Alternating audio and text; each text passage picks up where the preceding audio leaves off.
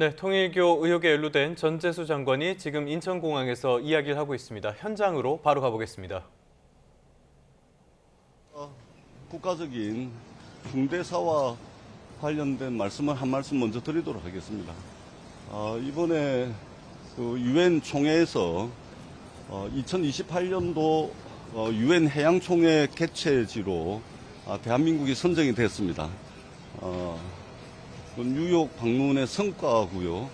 대한민국이 해양 강국으로서 인정받았다, 이런 의미가 있습니다. 그 말씀을 먼저 드리고, 일단은 윤영호 씨로부터 제기된 저와 관련된 불법적인 금품 수수 이야기가 있는데, 제가 SNS에서 말씀을 드렸듯이 다시 한번 말씀드리지만 단호하게, 명백하게, 아주 강하게 이 의혹이 전혀 사실 무근이라는 말씀을 다시 한번 분명히 드리도록 하겠습니다. 그리고 이것은 추후에 뭐 수사의 형태가 됐던, 아니면 뭐 제가 이제 여러 가지 것들을 종합을 해서 또 국민들께 뭐 말씀을 드리거나 또는 기자간담회 형식이나 등등을 해서 밝혀질 것이고, 이 말씀은 제가 분명히 다시 한번 드린다라는 말씀을 드립니다. 불법적인 그 어떠한 금품 수수 전혀 없었다, 단연코 없었다, 분명히 제가 말씀을 드리도록 하겠습니다. 그리고 두 번째는 우리 국민들 보시기에 이게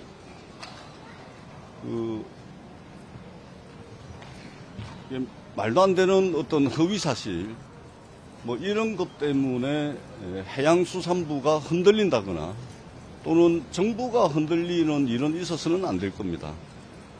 예를 들면은 제가 지금 해양수산부 장관인데 이런 일들 때문에 해양수산부가 지금 엄청난 일들을 하고 있는데, 이 해양수산부의 일이 흔들린다거나 또는 이게 정부가 흔들리는 일은 절대 있어서는 안 됩니다. 특히 지금 해양수산부가 부산으로 이전하고 있지 않습니까? 북극항로 시대를 준비하고 선점하기 위한 엄청난 결단이었고, 엄청난 일이 지금 진행이 되고 있는데, 저와 관련한 황당한 일 때문에 이게 흔들린다든지 또는 이게 국민들께 제대로 평가받지 못한다든지 이런 일이 있어서는 안 됩니다. 그렇기 때문에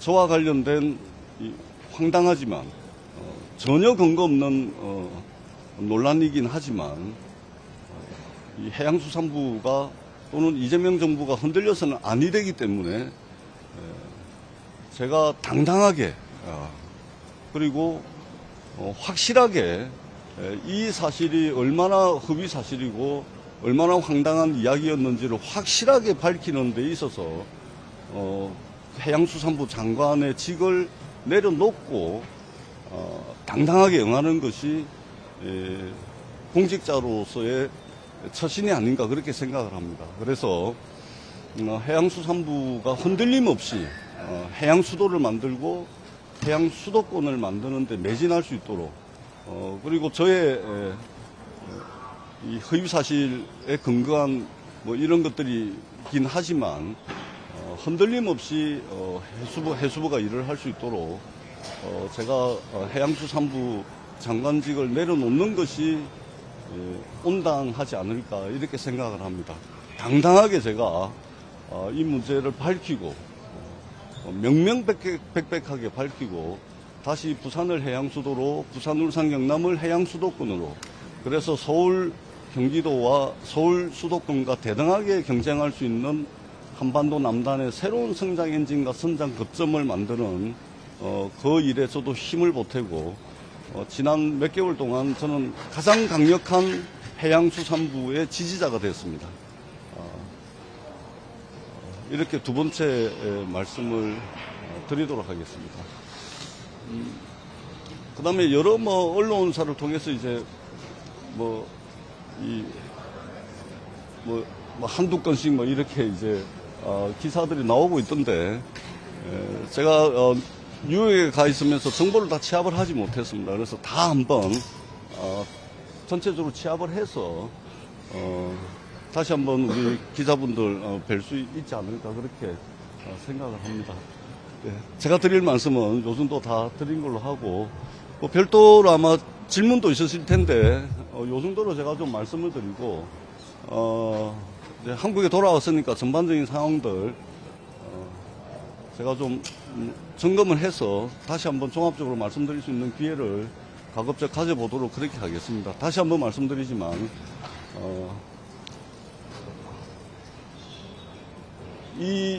이것은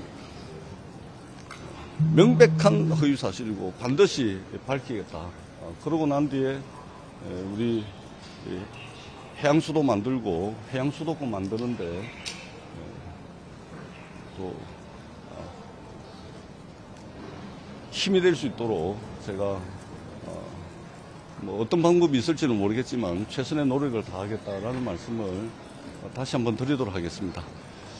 고맙습니다. 예, 감사합니다. 사퇴하신다는 분이라고 하시는데 장관직을 내려놓으시는 게 혹시 일부 인정하시나요? 저도 그런 걱정이 좀 있었거든요. 예, 혹시 이제 해양수산부 장관직을 내려놓는 것이 이거 뭐 인정하는 거 아니냐 이런 오해의 소지가 있을 것 같아서 좀 고민을 했는데 전혀 그렇지 않고 국무위원 해양수산부 장관직을 가지고서 그 장관직을 가지고서 이렇게 지금 여러 가지 일들을 제가 이제 밝혀 나가야 되는데 그렇게 되면 지금 해양수산부가 엄청난 일을 하고 있습니다. 누가 되는 것이죠, 장관으로서. 그런 차원에서 더 책임있게, 더 당당하게 이 문제에 대처하겠다라는 저의 의지로서, 의지의 표명으로서 제가 이제 사의를 표명하는 것이다. 이 말씀을 드리는 것입니다. 예. 정보를 부인하신다는 게 금품을 받은 적이 없다는 말씀이세요? 전혀 사실과 맞지 않습니다. 예. 지금 나오는 것은 제가 어디 다른 언론사에 되고 이제 아마 반전이 있을 것이다 말씀드렸는데요. 지켜봐 주십시오. 전혀 사실무근이고 명명백백하게 밝힐 것이고 그리고 몇몇 가지에 대해서는 민사적으로 또 형사적으로 민형사상 책임을 묻는 허위사실 명예훼손과 관련해서 이런 부분들도 좀 검토를 하고 있습니다. 그래서 오늘은 제가 이제 뉴욕에서 돌아오는 길이니까 이 정도로 하시고 제가 다시 한번 정확한 여러 가지 정보들을 취합을 해서 다시 한번 말씀드릴 수 있도록 그렇게 하겠습니다. 요 정도로 합시다. 예. 자, 고맙습니다. 네, 전재수 해양수산부 장관의 입국 장면 보셨습니다. 전재수 장관 단호하고 명백하게 의혹이 사실 무근이라고 강조를 했고요. 그러면서도 해수부 장관직에서는 물러날 생각이라는 점도 밝혔습니다. 다만 이게 물러나는 게 사실을 인정하거나 그런 것은 전혀 아니고 장관으로서 조직에 누가 된다는 점을 고려한 것이라는 설명까지 했는데요. 관련 소식 전문가와 조금 더 자세히 알아보도록 하겠습니다. 네, 홍정석 변호사 나와 계십니다. 어서 오십시오. 어서 오십시오. 변호사님, 조금 전에 전재수 장관이 입국장에서 기자들과 만나서 이야기를 좀 했는데요. 네. 전반적으로 어떻게 들으셨습니까? 어저께부터 SNS에서 이제 본인은 이제 전혀 사실 무근이다 이렇게 계속 얘기를 했지 않습니까? 예. 오늘도 이제 그 전혀 사실과 다르다 계속 일관되게 주장을 하고 있는데요. 그 부분에서 이제 주목해서 보실 수 있는 것이 그러면 금품을 받았느냐 안 받았느냐. 예. 네. 나는 금품을 전혀 받은 사실이 없다라고는 오늘 말을 하지 못했습니다. 따라서 그러면서 해양수산부 장관직을 내려놓고 왜냐하면 해양수산부에 굉장히 산적한 중요 현안들이 많기 때문에 그런 부담을 주지 않기 위해서 예. 해양수산부 장관직을 내려놓는 것까지 고려를 하고 있다. 이렇게 말을 하고 있지 않습니까? 예. 제가 볼 때는 지금 어쨌든 전재수 장관 입장에서는 내년도 지방선거까지 같이 고려가 돼서 고도의 정치적인 계산을 하고 있지 않나 이런 생각이 들고요. 지방선거 전에 이러한 부담을 모두 털고 가야 되는 본인 입장에서는 해양수산부 장관직을 굳이 유지할 필요까지 없지 않나라는 생각까지 하고 있는 것 같습니다. 알겠습니다. 조금 전에 금품수수에 대한 말씀해 주셨는데요. 전재수 장관의 이야기 중에는 불법적인 그 어떤 금품수수도 없었다라는 말이 초기에 있긴 했었습니다. 또 지금 부산시장 선거 후보군으로도 거론이 되니까요. 여러 가지 점들을 고려를 한 것이 아닌가 이렇게 볼 수가 있겠습니다. 지금 다른 정치인들, 다른 여권 정치인들 쪽으로도 여러 의혹들이 나오고 있지 않습니까? 예, 맞습니다. 그 통일교의 여러 행사 관련해서 지금 여당의 국회의원, 특히 현직 장관들까지 걸려 있는데요. 그런 분들에 대해서까지 이제 통일교의 자금이 갔다 네. 이런 증언을 윤영호 그 전 세계본부장이 재판에서 한 사실이 있지 않습니까? 예. 예. 특히나 이제 어저께 결심 공판에서 추가 폭로를 할 거라는 예고가 있어서 어제 굉장한 관심이 집중이 돼서 예. 법원에서는 중계까지 준비를 한 그런 상황이었고 그 때문에 재판까지 좀 지연된 상황이 있었습니다.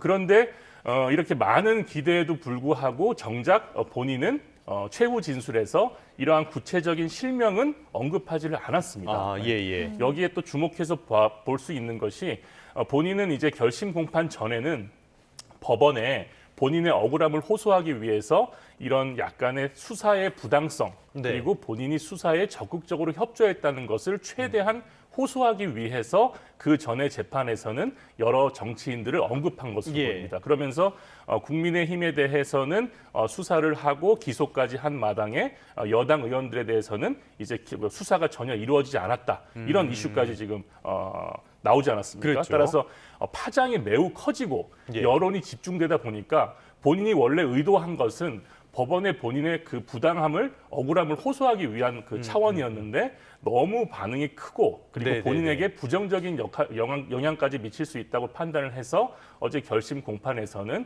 최후적으로 그런 실명은 언급하지 않은 것으로 보입니다. 네. 그렇다면 이제 본인 재판에 올 영향이라든지 이런 점들도 종합적으로 고려했다는 말씀인데 네. 앞으로 계속 입을 닫고 있을까요? 지금까지 경험을 봤을 때는 어떻습니까? 이렇게 폭로를 예고했던 피의자들이 나중에 입장이 바뀐다든지 이런 경우들이 많이 있습니까? 예, 많이 있을 것 같습니다. 많이 있고요. 그리고 실제로 윤영호 이제 전 본부장도 이제 태도를 좀 지켜봐야 될 것이 예. 어제 본인은 이런 최후 진술이나 그리고 그 전에 여러 그 정치인들을 언급하고 그리고 이제 윤영호 씨 입장에서는 사실 제가 알기로도 이 특검 수사 과정에서 굉장히 협조를 많이 한 것으로 제가 알고 있습니다. 예. 그래서 윤영호 씨 입을 통해서 여러 범죄 사실들에 대한 입증도 있었고 추가적인 그 혐의들이 또 밝혀진 것들도 있었거든요. 예. 그래서 본인의 입장에서는 본인의 형을 최대한 낮추기 위해서 여러 가지 노력을 했다. 이런 차원으로 보고 싶은데 결론적으로 검찰이 구형을 4년을 했습니다. 네. 4년의 의미는 여기서 가장 중요하게 보셔야 될 것이 본인이 이제 집행유예를 기대를 많이 했을 것 같아요. 그러면은 집행유예를 하기 위해서는 3년 이하가 구형이 됐어야 됩니다. 그래서 예. 본인 입장에서는 집행유예가 이제 어려운 구형이 됐기 때문에 재판부의 판결에 따라서 이제 항소심이나 이런 데서 충분히 태도가 바뀔 가능성이 있어 보이고요. 예. 그런 태도의 변화에 대해서 이제 수사기관도 어떻게 이제 반응을 보일지도 지켜보시면 흥미로울 것 같습니다. 네, 일단 다음 달 28일에 선고가 예정되어 있으니까요. 이 부분은 좀 더 지켜보도록 하겠습니다. 계속해서 전재수 장관의 사의 표명한 것에 대해서 좀 더 여쭤보겠습니다. 통일교가 왜 전 장관과 접촉했다고 하는 건지도 의문이 드는 상황인데요. 네. 당시에 어떤 것들이 좀 요청이 청탁이 됐을 거라고 가능성을 열어놓고 계십니까? 윤용호 씨 말에 따르면 2018년에서 2019년 사이에 전재수 장관이 한학자 총재를 방문해서 금품을 받아갔다. 이것이 이제 진술 내용이지 않습니까? 네. 2018년 19년도에는 이제 지금 민주당이 집권을 하고 있을 시기고 전재수 장관은 부산에서 유일한 여당 국회의원 지위에 있었다고 보입니다. 그리고 통일교로서는 당시에 통일교 해산 문제가 불거져가지고 여러 가지 이슈가 있었기 때문에 예.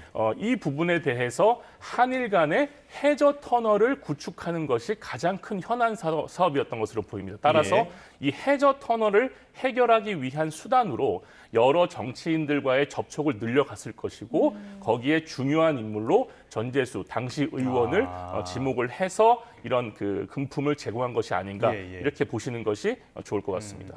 전재수 의원이 평소에 한일 해저 터널에 대해서 반대 입장을 밝혀왔다고 하니까요. 이런 점들도 연관성이 있다라는 의혹이 나오고 있는 건데요. 또 다른 인물 정동영 통일부 장관 앞서도 이야기를 했었는데 일단은 정동영 장관은 오늘 아침에 입장문을 내겠다는 그 계획을 밝혔습니다. 그런데 설명을 들으면은 싱거운 이야기가 될 것이다라고 했는데 역시 부인할 가능성이 크다고 봐야겠죠? 이미 그 정동영 장관은 이제 한학재 총재를 만나긴 했는데 예. 금품은 거절했다는 소식도 언론을 통해서 나온 바가 있거든요. 따라서 여기에 대해서 이제 최종적으로 본인의 입장을 정리하기 위해서 이제 해명을 하겠다 이렇게 예. 이제 얘기를 한 것으로 보이는데 정동영 장관은 이제 그 정치인으로서는 굉장히 그 고단수라고 보셔야 되지 않겠습니까? 따라서 이 부분에 대해서 정면 돌파를 할지 우회적인 방식을 통해서 다른 방법으로 해결을 할지를 고민하고 있는 것으로 보이고요. 네. 오늘 전재수 장관의 오늘 아침 인터뷰 내용도 본인의 해명에 참고가 될 것으로 보입니다. 네, 민주당뿐 아니라 국민의힘 전신이라고 할 수 있는 미래통합당 전직 의원에게도 금품 수수 의혹 나오고 있습니다.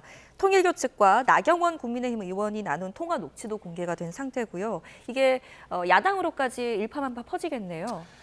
야당은 이미 뭐 통일교 관련해서 그렇죠. 지금 예. 뭐 일파만파로 잘 퍼져 있는 상황이고 추가적으로 이제 다른 의원들의 이름까지 나오고 있으니 그 당사자들 입장에서는 굉장히 당혹스러울 것으로 네. 보이는데요. 나경원 의원은 여기에 대해서 입장을 행사에 대해서 어떠한 내용들이 있다는 녹취가 밝혀졌는데 이 부분에 대해서 근본적으로 어떠한 사실관계에 대한 부인보다는 이런 고도의 정치적 물타기다 이렇게 해명을 하고 있거든요. 예. 따라서 통일교 행사에서 본인이 어떠한 역할을 했고 왜 그렇게 연락을 취했는지에 대해서 나경원 의원에게 추가적인 해명을 좀 더 들어보실 필요가 있을 것 같습니다. 알겠습니다. 어떤 해명이 나올지 다들 관심을 많이 가져야 될 것 같습니다. 자, 일단 경찰이 통일교 의혹을 수사할 특별 전담 수사팀을 꾸렸어요. 앞으로 이 수사 어떻게 진행될 걸로 보십니까?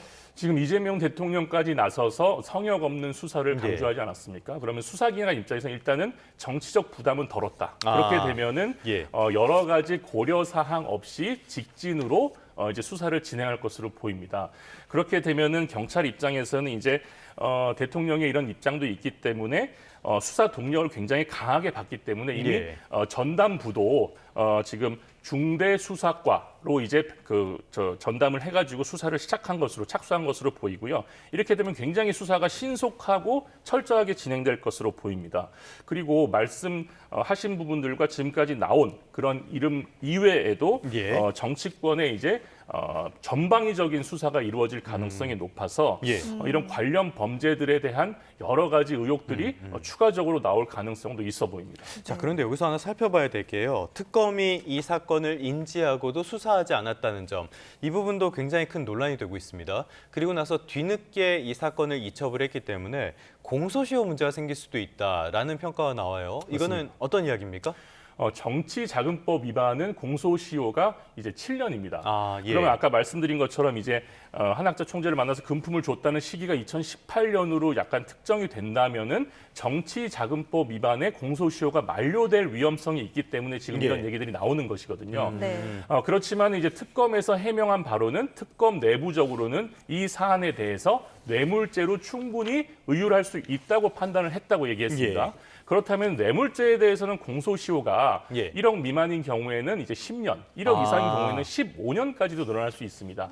다만 과연 이 부분에 대한 대가성, 뇌물죄는 정치자금법이랑 가장 큰 차이가 대가성이 있냐 여부거든요. 그럼 대가성을 입증을 해야 되는데 이 지금 전재수 장관도 지금 강하게 부인하고 있지 않습니까? 따라서 이 뇌물죄의 대가성을 입증할 수 있는지 여부에 대한 검토 없이 이 진술이 나왔는데도 불구하고 4개월이 넘도록 수사를 하지 않거나 입건하지도 않고 있었다는 것은 충분히 오해를 살 여지가 있다. 이렇게 말씀드리고 싶습니다. 알겠습니다. 이런 것들이 굉장히 큰 파장을 낳고 있는데요. 그러다 보니까 김건희 특검이 야당 쪽만 타겟으로 해서 너무 선책적으로 편파적으로 수사하는 것이 아니냐 이런 비판도 일고 있습니다. 변호사님께서는 이런 비판에 대해서 어떻게 평가하십니까? 특검 우리 김건희 특검은 이미 강압 수사라든지 그리고 특정인의 이제 주식 거래 의혹이라든지 그렇죠.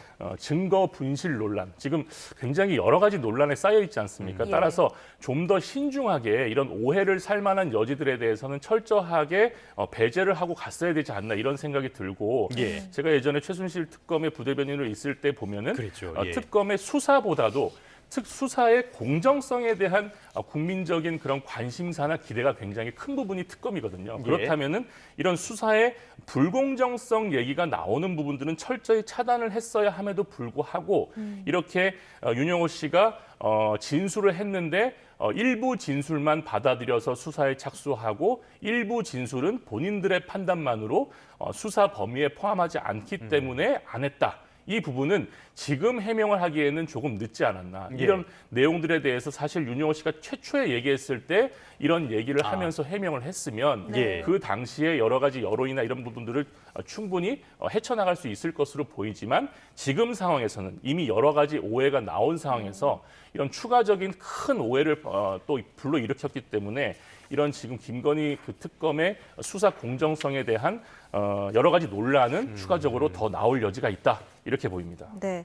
자, 앞서도 짚어드렸지만 가장 큰 문제 중에 하나는 또 공소시효 이 부분을 판단하는 것이기 때문에 정치자금법 위반이냐 뇌물죄냐 이건 어떻게 판단을 하고 기준을 내린 겁니까? 아까 말씀드렸다시피 이제 정치자금법 위반은 비교적 정치인에 대한 금품 수수에 대해서 처벌하기가 용이합니다. 그러니까 받기만 하면 유죄가 된다는 건가요? 받아도 정치자금법이 정하는 범위 이상을 받으면 이 부분에 대한 범죄를 입증하기가 비교적 용이한 반면에 뇌물죄는 이 돈에 대한 대가성, 즉 돈을 왜 받았는지, 목적성이 있었는지를 밝혀야 되기 때문에 사실 수사기관에서는 이 뇌물죄를 입증하는 게 굉장히 어렵거든요. 왜냐하면 뇌물을 줄 때 드러내놓고 주는 사람들은 별로 없지 않겠습니까? 그렇죠. 따라서 네네네. 이런 증거들을 입수하기도 굉장히 힘들기 때문에 진술에 의존하는 경우들이 많고요. 그렇기 때문에 지금 경찰도 지금 이 수사 기록이 넘어온 상황에서 정치자금법 공소시효에 굉장히 쫓길 것으로 보이고요.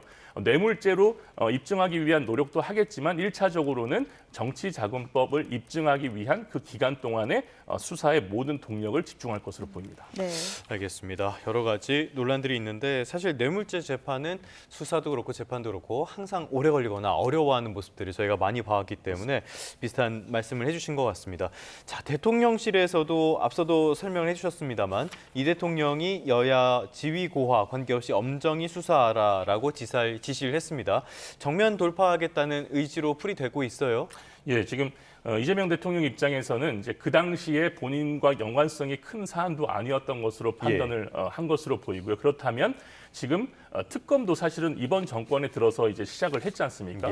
특검에 대한 여러 오해를 불식시키기 위해서는 대통령실의 입장에서는 성역 없는 좌고우면하지 않는 수사가 지금은 가장 필요한 시기라고 판단을 한 것으로 보입니다. 따라서 이재명 대통령이 이런 여야를 막론하고 그런 구체적인 멘트까지 하면서 수사를 좀 더 신속하게 진행하라는 그런 지시를 했기 때문에 이 수사기관, 특히 법무부나 검찰이나 경찰 입장에서는 아까도 말씀드렸다시피 이제 정치적인 부담을 모두 내려놓고 수사에만 집중할 수 있게 됐다. 이렇게 보시면 될 것 같습니다. 알겠습니다. 이렇게 수사는 진행이 되고 있는데요. 이 대통령이 최근에 잇따라서 이 이야기를 하면서 이것도 약간의 논란이 있습니다.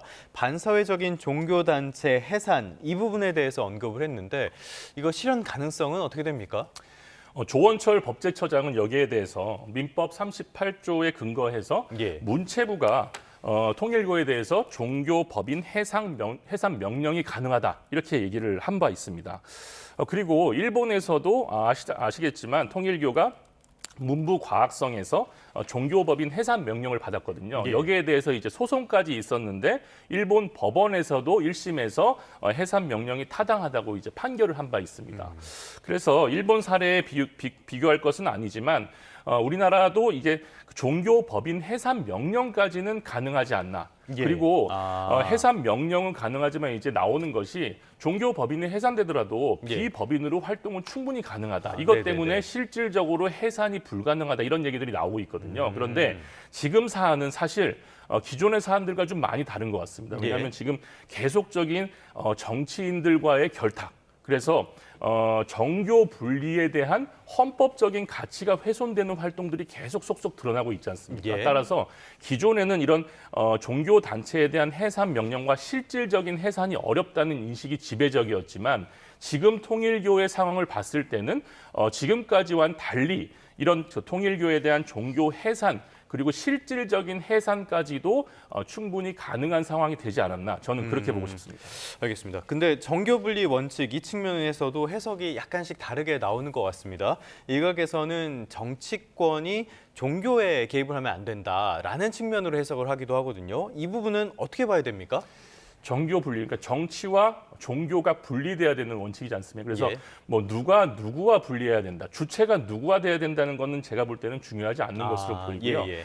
정치와 종교는 서로의 영역에 침범하거나 서로의 영역에 영향력을 미치려고 노력을 해서는 안 된다는 그런 취지의 원리로 이해하시는 게 더 맞지 않나. 그래서 지금까지는 여러 종교들이 그 정치와 어느 정도 거리를 두고 그 정치인들과의 그런 뭔가 연관성에 대한 오해를 사지 않기 위해서 노력을 한 반면에 예. 이번에 통일교에서 드러난 여러 가지 행위들은 너무나 노골적으로 본인들의 현안들을 해결하기 위해서 정치권을 이용하려고 하지 않았나. 그리고 반대로 해석하면은 정치인들도 그런 통일교의 그런 요청이나 그런 그 청탁을 과감하게 거절하거나 끊어냈어야 되는데 정치인들도 그러지 못한 것이지 않습니까? 예. 그렇다면은 정치와 종교의 분리는 어느 한 주체가 되어서 활동하는 것만을 의미하는 것이 아니라 서로의 영역을 침범하지 않고 존중해줘야 된다. 그런 의미로 보는 것이 좋을 것 같습니다. 알겠습니다. 지금까지 통일교 의혹에 대해서 이야기를 나누고 있는데요. 조금 전에 전재수 해양수산부 장관이 입국하는 자리에서 자신을 둘러싼 통일교 연루 의혹에 대해서 부인을 했고요. 이거 허위 사실을 밝히기 위해서 장관직을 내려놓고 응하겠다. 그래서 사의를 밝히겠다라는 뜻까지 밝혔습니다. 전재수 장관 이야기 조금 더 나눠보고 마무리하도록 하겠습니다. 전재수 장관이 통일교랑 연결된 거 앞서도 말씀을 해주셨지만요. 못 들으신 분들도 있을 테니까 다시 한번 짚어보자면요. 이 한일 해저터널과 연결이 됐다는 이야기가 있거든요. 이게 네. 무슨 뜻입니까?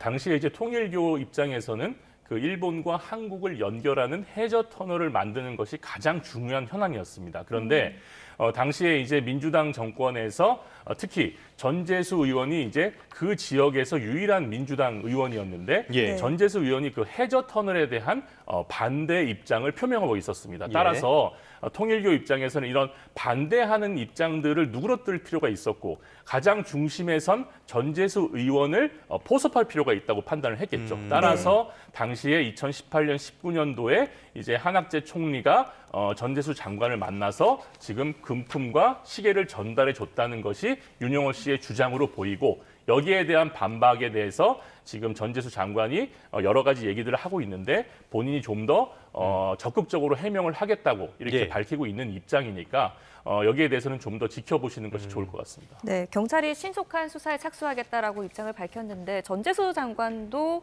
수사 대상에 포함이 될까요? 지금 윤영호 씨 발언이나 그리고 이제 이재명 대통령의 이제 발언에 따라서 여야를 가리지 않고 통일교와 결탁한 어떠한 의혹에 대해서도 조사를 하라는 입장이기 때문에 수사기관에서도 모든 지금까지 나온 의혹에 대해서는 수사에 착수할 것으로 보이기 때문에 전재수 장관도 조사 대상에 지금은 포함돼 있다. 이렇게 보고 싶습니다. 알겠습니다. 이 통일교 의혹 굉장히 일파만파 커지고 있는데요. 앞으로 경찰 수사라든지 추가 의혹 제기 다들 관심을 갖고 지켜보는 게 좋을 것 같습니다. 지금까지 홍정석 변호사와 함께 이야기 나눠봤습니다. 오늘 말씀 고맙습니다. 감사합니다. 네, 조금 전에 들어온 소식 계속해서 전해드리도록 하겠습니다.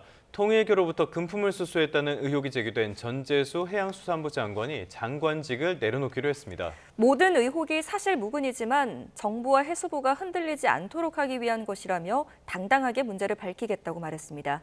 취재기자 연결해 보겠습니다. 박기환 기자, 전재수 장관이 귀국길에 어떤 이야기를 했는지 다시 한번 정리해 주시죠. 네, 조금 전 인천공항으로 입국한 전재수 해양수산부 장관은 당당하게 모든 문제를 밝히겠다며 장관직을 내려놓겠다고 말했습니다. 직접 이야기 들어보시겠습니다. 당당하게 그리고 확실하게 이 사실이 얼마나 허위 사실이고 얼마나 황당한 이야기였는지를 확실하게 밝히는 데 있어서 해양수산부 장관의 직을 내려놓고 당당하게 응하는 것이 공직자로서의 처신이 아닌가 그렇게 생각합니다. 들으셨던 것처럼 전 장관은 단호하고 명백하게 모든 의혹이 전혀 사실무근이라고 입을 뗐습니다.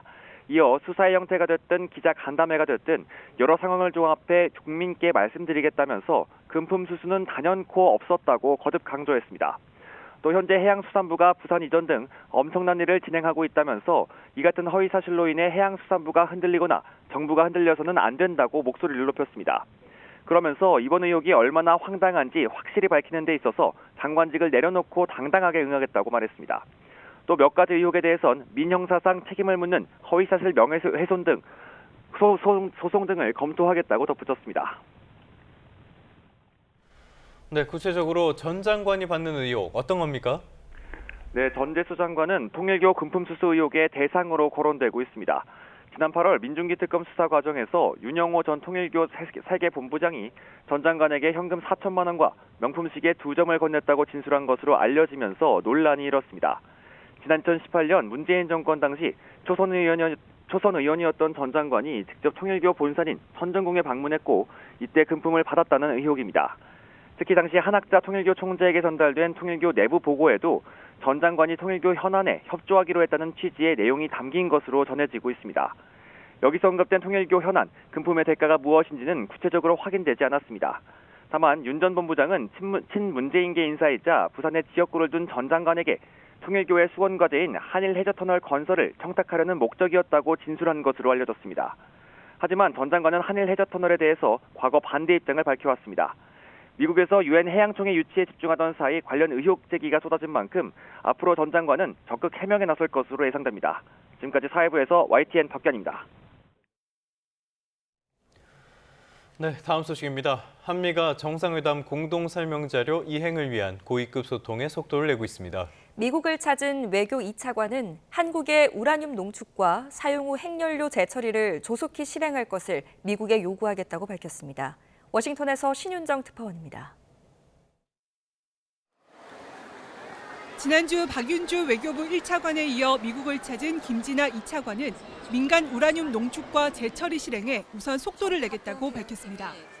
제10차 한미 고위급 경제협의회 등에 참석하는 김 차관은 취재진과 만나 미국 측의 카운터파트, 대화 상대를 만들어 실질적인 논의를 시작하자고 제안하겠다고 말했습니다. 경제협의회에는 미 국무부의 제이콥 헬버그 경제 담당 차관이 참석합니다. 김 차관은 미국이 원자력 부흥을 이루려면 한국이 중요한 파트너라는 점을 얘기할 예정이라며 SMR, 소형 모듈 원자로 등 여러 협력 이슈들을 함께 논의할 것이라고 전했습니다.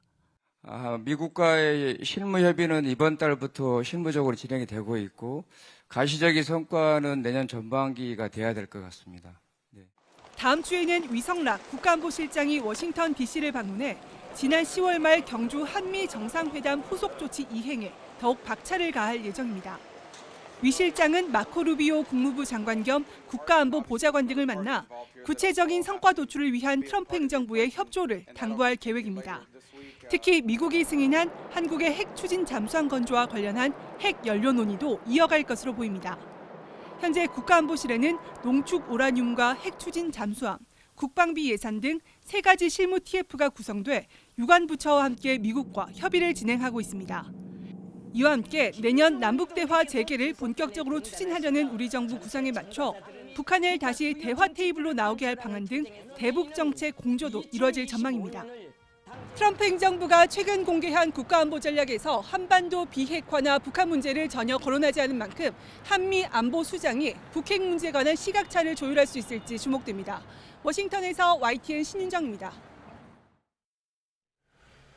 트럼프 행정부가 전자 여행 허가제로 입국하는 관광객들에게 5년치 소셜미디어 사용 기록 제출을 의무화하기로 했습니다. 수수료 인상에 이어 심사 절차도 까다로워져서 우리나라 관광객들의 불편이 커질 것으로 보입니다.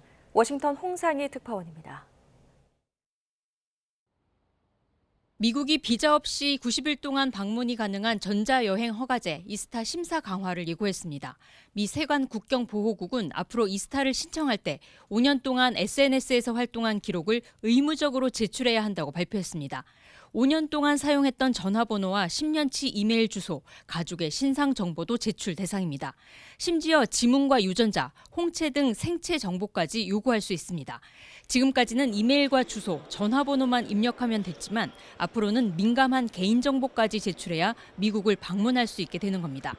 미국의 안보를 강화하는 차원에서 우리가 비자를 강화할 수 있기 때문에 우리가 원하지 않는 사람은 미국 입국을 막겠다. 비자 취소나 추방 조치가 많이 용이해졌기 때문에 단기 방문자에게는 큰 부담이 되고 있습니다. 보안과 효율성을 강화하기 위한 것이라는 설명이지만 재집권 이후 트럼프 대통령이 드라이브를 걸어온 반이민 정책이 이번 조처의 배경입니다. 지난 1월 트럼프 대통령이 미국에 입국하는 외국인에 대한 심사 강화를 지시하면서 H-1B 전문직 취업 비자를 신청할 때 SNS 사용 기록 제출을 의무화하기로 했습니다. 지난 9월 말부터는 이스타 수수료를 기존 $21에서 $40로 2배 가까이 인상하기도 했습니다. 미 세관 국경 보호국은 앞으로 60일 동안 의견을 청취한 뒤 변경 사항을 시행할 계획입니다. 수집하는 정보가 방대해 입국 허가까지 걸리는 시간도 늘어날 전망입니다. 미 언론들은 이번 조처로 장기적으로는 미국의 관광과 사업이 위축될 거라고 지적했습니다. 워싱턴에서 YTN 홍상입니다. 오늘의 주요 경제 일정입니다. 철도 노조가 오전 9시부터 돌입할 예정이었던 무기한 총파업이 유보됐습니다. 철도 노조와 코레일은 밤사이 교섭 끝에 핵심 쟁점에 대한 잠정 합의안을 찾았습니다. 코레일은 이에 따라 오늘 모든 열차 운행이 정상 운행된다고 밝혔습니다. 기획재정부와 한국은행, 금융위원회와 금융감독원은 오늘 오전 이른바 F4로 불리는 거시경제금융회의를 개최합니다. 금융과 통화당국 수장들은 미국 FOMC 연방공개시장위원회 회의 결과가 국내외 금융과 외환시장에 미칠 영향을 점검하고 대응 방향을 논의할 예정입니다. 관세청이 이달 1일부터 10일까지 수출입 현황을 오늘 오전에 발표합니다. 수출이 반도체를 중심으로 지난달까지 14개월 연속 증가했지만 증가율은 4개월째 감소세인데 이 같은 추세가 이번 달에도 이어졌을 것으로 추정됩니다. 한국부동산원이 지난 8일 기준 12월 둘째 주 주간 아파트 가격 동향을 오늘 오후 발표합니다. 서울 아파트 매매 가격 상승세는 최근 2주 연속 둔화했지만 용산구와 중구, 광진구와 동대문구, 강동구 등은 상승폭이 확대되고 있습니다.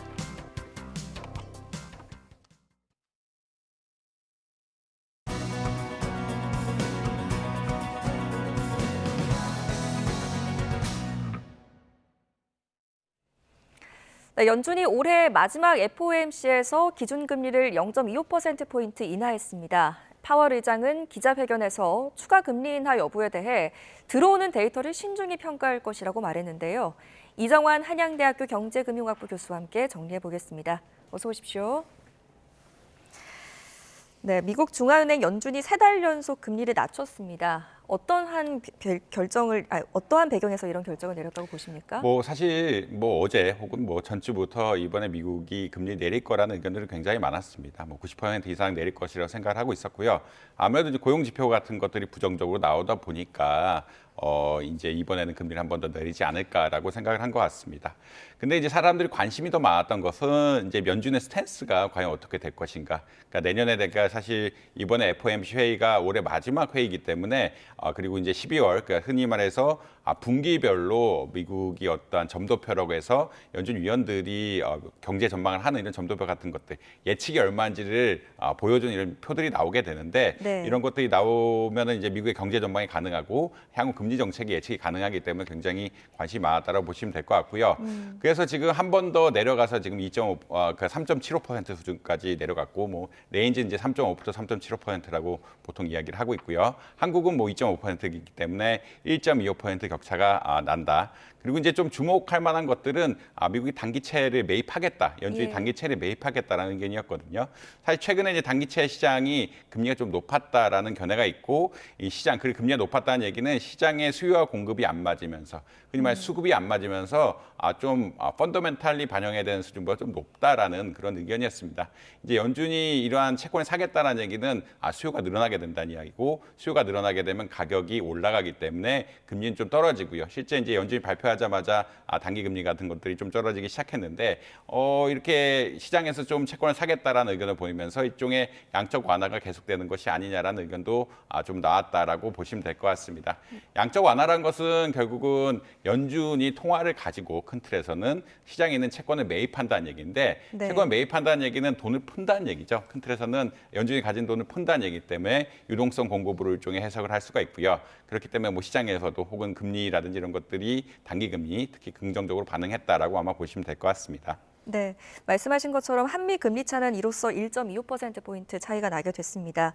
우리 외환 시장 요즘 불안한 상태인데 이렇게 금리 차가 줄어든 게 긍정적으로 작용할까요? 어떻게 보세요?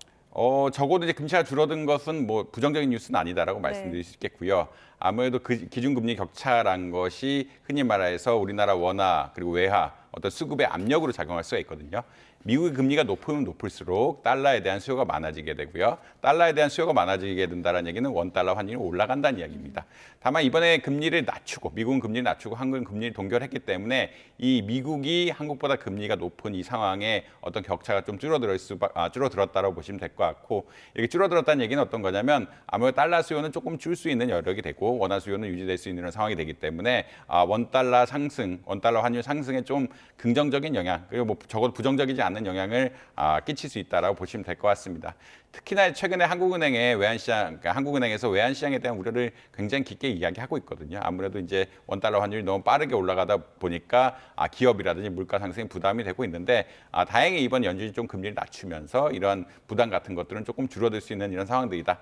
그럼에도 불구하고 아직 펀더멘탈한 요인들, 그다음에 흔히 말하는 외화 유출 같은 이야기들이 계속 나오고 있기 때문에 상황 자체는 조금 지켜봐야 된다라는 말씀 드릴 수 있겠습니다. 네, 이번 금리를 결정하는 과정에서 연준 내부에서도 의견이 많이 갈린 것 같습니다. 왜 그랬을까요?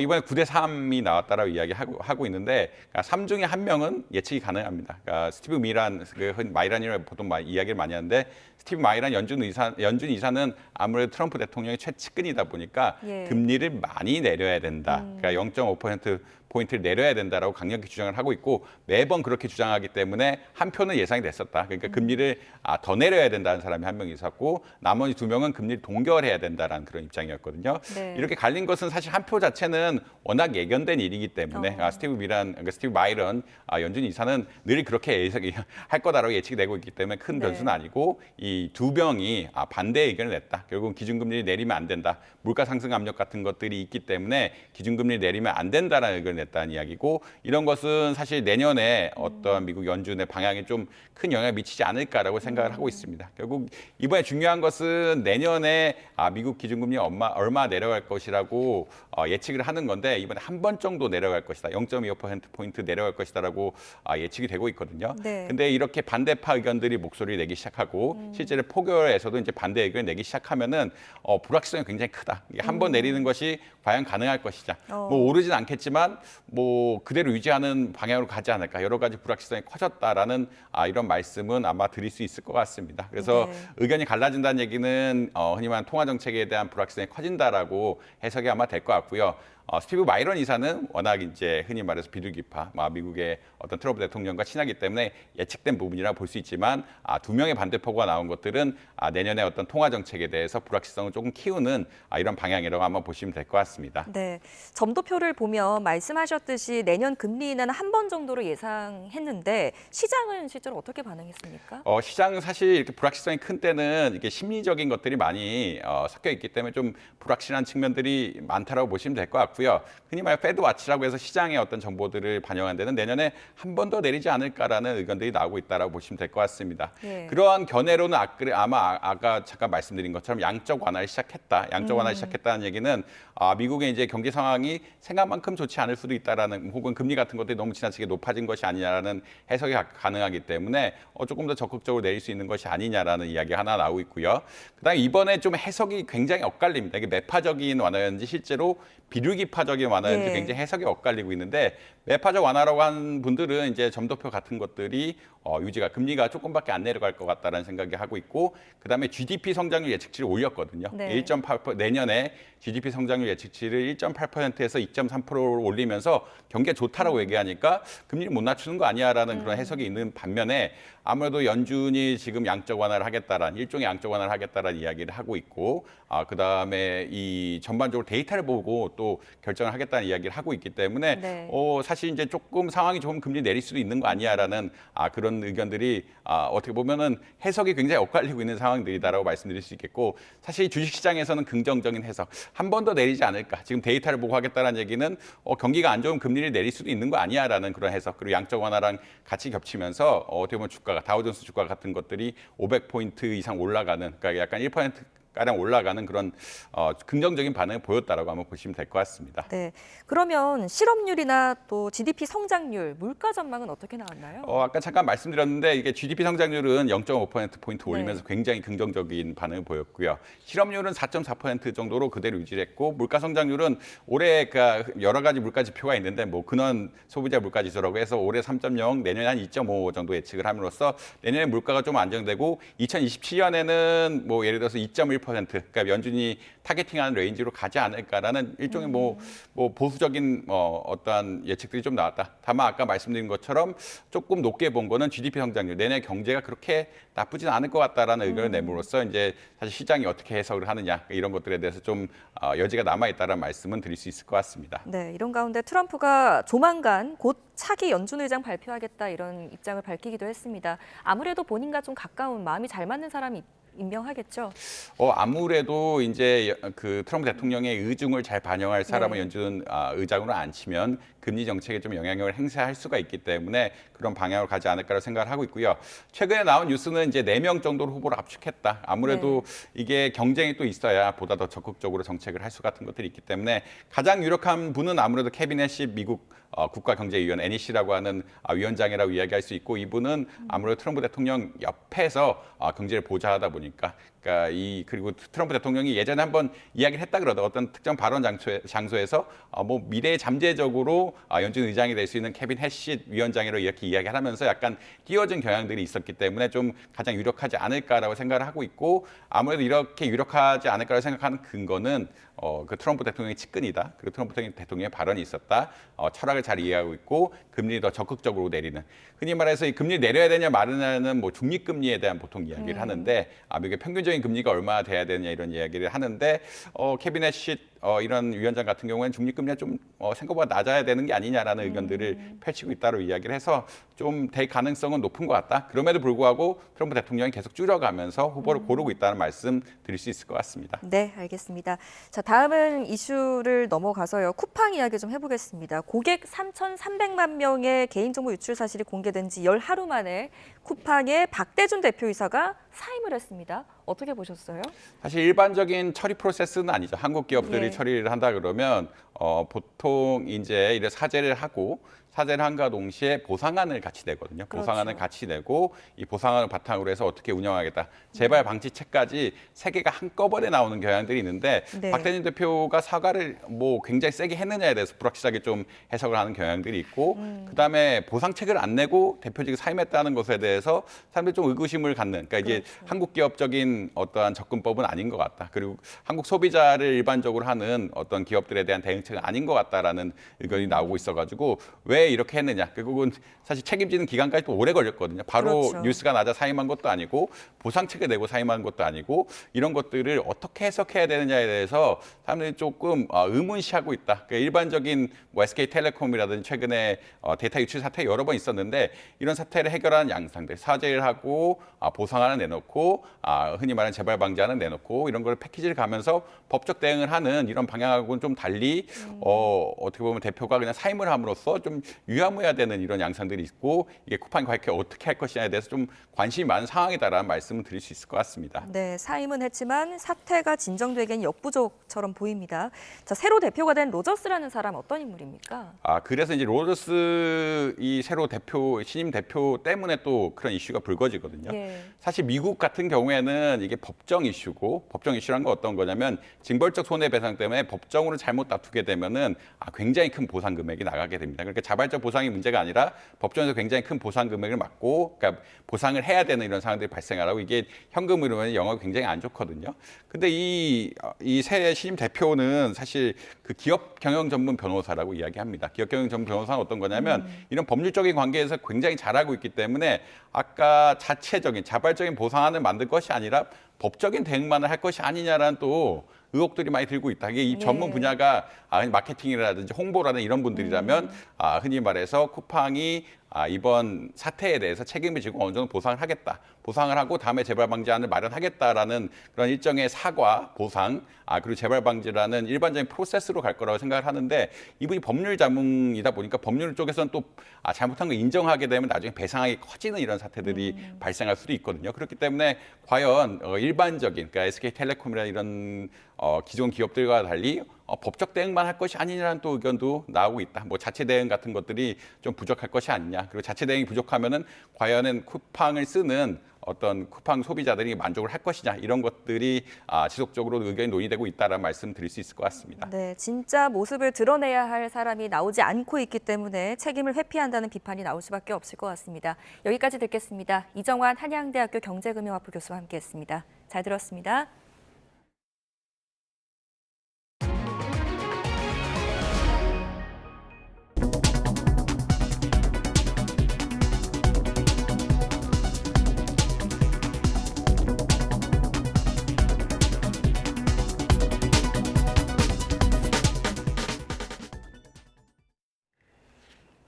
네, 끝으로 출근길 날씨 알아보겠습니다. YTN 야외 스튜디오 연결해봅니다. 김시아 캐스터. 네, 김시아입니다. 네, 서울은 비가 오는 것 같더니 지금은 안 오는 겁니까? 네, 조금 전까지만 해도 서울에는 시간당 5mm 안팎의 비가 내리더니 비구름이 동쪽으로 이동하면서 비가 대부분 잦아든 상태입니다. 하지만 그 밖의 지역에서는 오늘 오전까지 비나 눈이 이어질 수 있겠습니다. 지면 온도가 낮은 지역에서는 내린 비나 눈이 얼어붙으면서 도로에 빙판이나 살얼음이 만들어질 수 있겠습니다. 출근길 교통 안전에 유의하시기 바랍니다. 네, 비나 눈이 내리면서 동해안에 내려졌던 건조특보도 모두 해제됐다고요? 네, 조금 전 오늘 오전 7시를 기해서 동해안 전역에 내려졌던 건조특보가 모두 해제가 됐습니다. 현재 강원도를 중심으로는 비나 눈이 뒤섞여서 내리고 있고요. 그 밖에 영남 지역에도 비가 점차 내릴 것으로 예상되기 때문인데요. 건조함은 해소가 됐지만 이제는 습설에 대한 대비가 필요합니다. 특히 강원 동해안을 중심으로는 내일 아침까지 시간당 1에서 3cm의 눈이 내릴 수 있기 때문입니다. 비닐하우스나 축사, 붕괴가 없도록 시설물 안전사고에 유의해 주시기 바랍니다. 자세한 비나 눈 상황 레이더 화면 통해서 살펴보도록 하겠습니다. 현재 비구름은 서울과 경기 북부를 제외한 중부, 호남과 경북 북부를 중심으로 자리하고 있습니다. 특히 붉은색의 비구름이 위치한 충청 북부에는 시간당 10mm 안팎의 비가 내리고 있고요.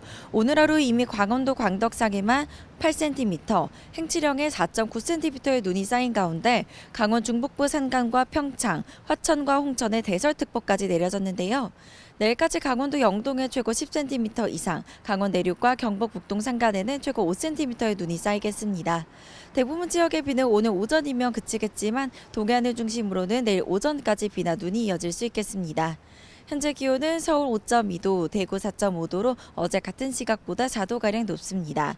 한낮에는 서울 8도, 대구 15도까지 오르겠습니다. 비가 그친 뒤 찬 공기가 내려오면서 내일 서울 아침 기온이 영하 3도 등 다시 영하권 추위가 찾아오겠습니다. 주말에도 또다시 전국에 비나 눈 소식이 있는데요. 이번에는 서울 등 수도권에도 최고 5에서 8cm의 눈이 쌓이겠고요. 충청과 호남, 제주도에는 휴일까지 이어질 전망입니다. 오늘 비가 그치고 국외 미세먼지가 유입되면서 공기가 점차 탁해지겠습니다. 서쪽 지역은 오후 한때 공기질이 나빠지겠고요. 대구와 경북은 저녁에 일시적으로 초미세먼지 농도가 나쁜 단계까지 지속했습니다. 지금까지 YTN 김시아입니다. 네, 12월 11일 YTN 뉴스타트 모두 마무리하겠습니다. 오늘 아침도 저희와 함께해 주셔서 고맙습니다.